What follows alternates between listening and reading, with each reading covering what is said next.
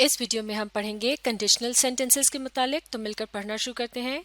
Conditional sentences, also known as conditional clauses or if clauses, are made up of two halves. یعنی conditional sentences کو conditional clauses یا پھر if clauses بھی کہا جاتا ہے، اور یہ دو حصوں پر مشتمل ہوتے ہیں۔ One half, the half with the word if in, is a condition, and the other half, the main clause, states the action to occur in the condition if the condition is fulfilled. تو جیسے کہ clause کے متعلق ہم پہلے بھی پڑھ چکے ہیں، یہ جملے کا وہ حصہ ہوتا ہے جس میں ایک verb اور ایک noun ہوتا ہے۔ clauses دو مختلف قسم کے ہو سکتے ہیں، جیسے کہ dependent اور independent۔ independent clauses کو اگر الگ سے بھی لکھا جائے تو وہ ایک مکمل جملہ بناتے ہیں، جبکہ dependent clauses کی الگ سے کوئی حیثیت نہیں ہوتی۔ جیسا کہ یہ جملہ ہے I took out my umbrella as it was raining. I took out my umbrella ہے independent clause، جبکہ as it was raining ہے dependent clause۔ کیونکہ اگر I took out my umbrella الگ سے لکھا جائے تو یہ ایک بامقصد اور مکمل جملہ بنتا ہے، جبکہ اگر as it was raining الگ سے لکھا جائے یا بولا جائے تو اس کی کوئی تک نہیں بنتی۔ تو اسی طرح سے کنڈیشنل سینٹنسز بھی دو clauses سے مل کر بنتے ہیں۔ ان میں سے وہ clause جس میں لفظ if کا استعمال کیا جاتا ہے وہ کہلایا جاتا ہے کنڈیشن یعنی شرط، جبکہ دوسرا clause جو کہ مین clause ہوتا ہے اور انڈیپینڈنٹ clause بھی ہوتا ہے وہ بتاتا ہے اس نتیجتاً ہونے والے عمل کے متعلق جو کہ if clause میں لگائی جانے والی شرط کے مطابق پورا ہو سکتا ہے اگر اس شرط کو مانا جائے یا اس پر عمل کیا جائے۔ جیسا کہ ہم کہہ سکتے ہیں if you do not study hard you will fail، یعنی اگر تم محنت نہیں کرو گے تو تم فیل ہو سکتے ہو۔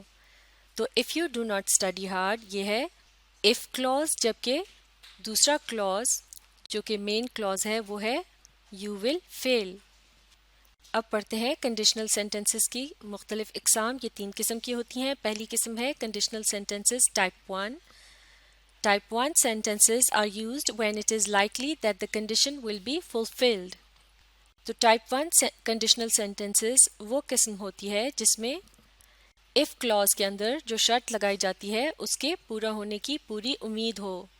اسی لیے ان کنڈیشنل سینٹنسز کی اس قسم کے جملوں کا سٹرکچر اس طرح سے ہوتا ہے۔ سب سے پہلے آتا ہے لفظ if، اس کے بعد جو ورب استعمال کیا جاتا ہے وہ سمپل پریزنٹ فارم میں ہوتا ہے، پھر مین clause جو ہے وہ اکثر لفظ will سے شروع ہوتا ہے، اور پھر اس کے بعد آتا ہے ورب۔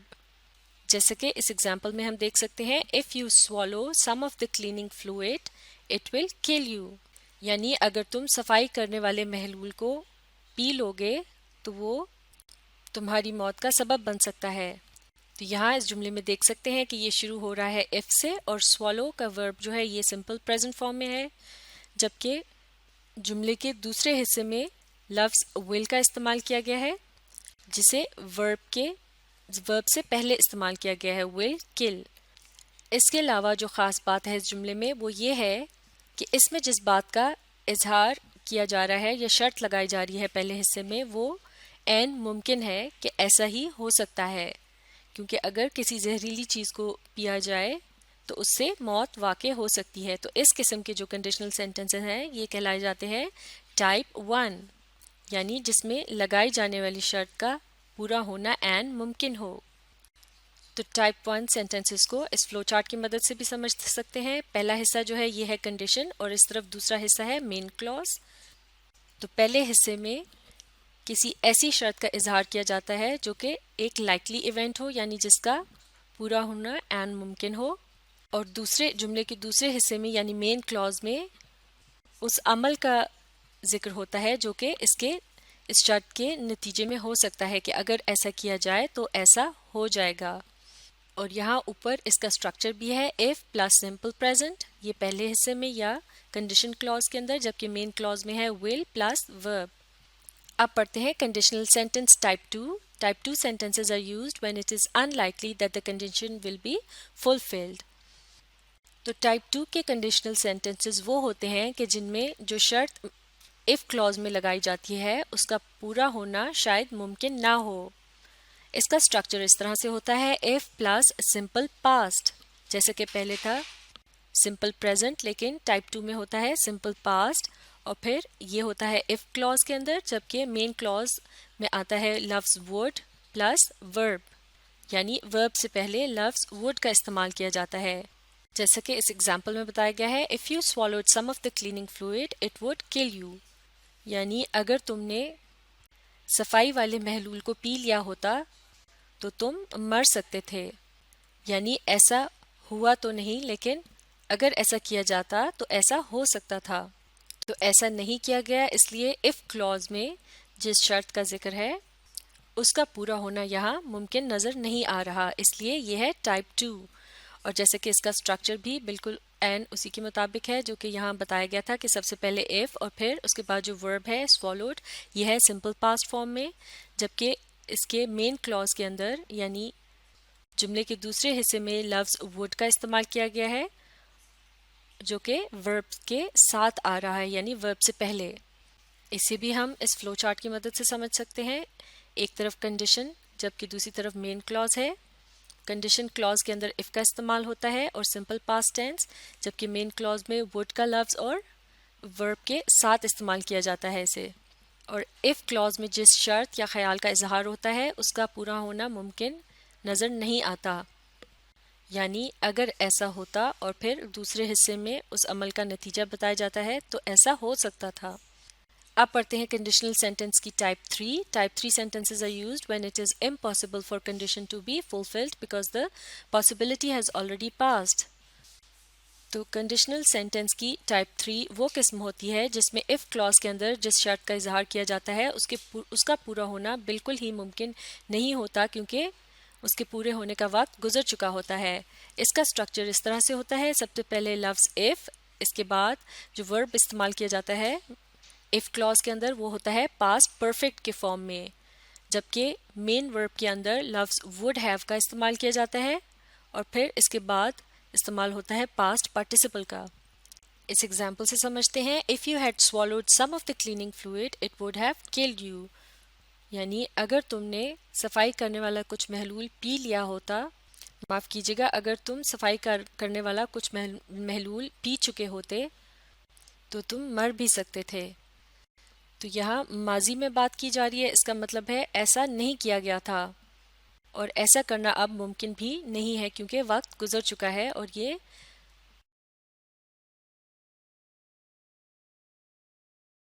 یہاں بتایا جا رہا ہے.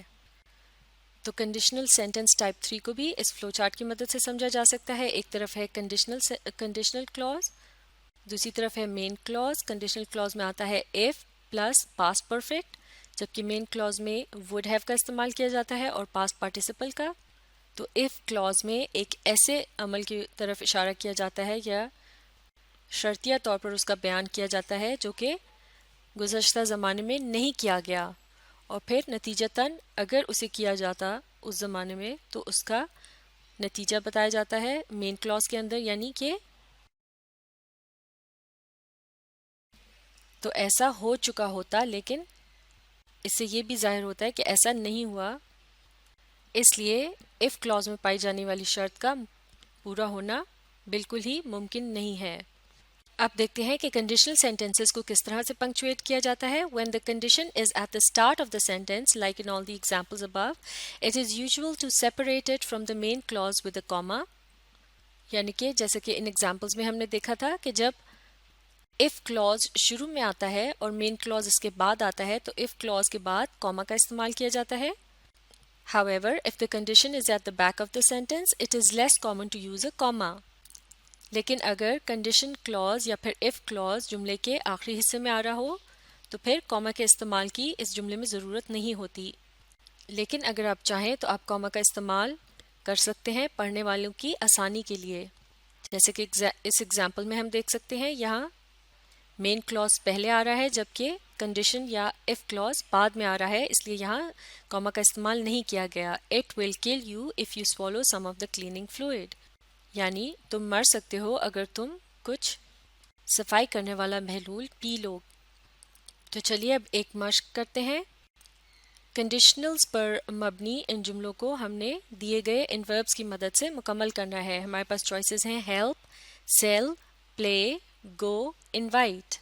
ہیلپ یعنی مدد کرنا، سیل یعنی بیچنا، پلے کھیلنا، گو جانا، انوائٹ یعنی دعوت دینا۔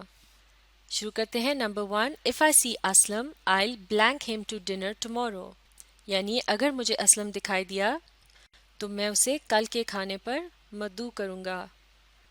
تو اس بلینک میں کیا آنا چاہیے؟ آئل انوائٹ، بالکل ٹھیک۔ If I see Aslam, I'll invite him to dinner. Next, if I blank out, I'll turn off the TV.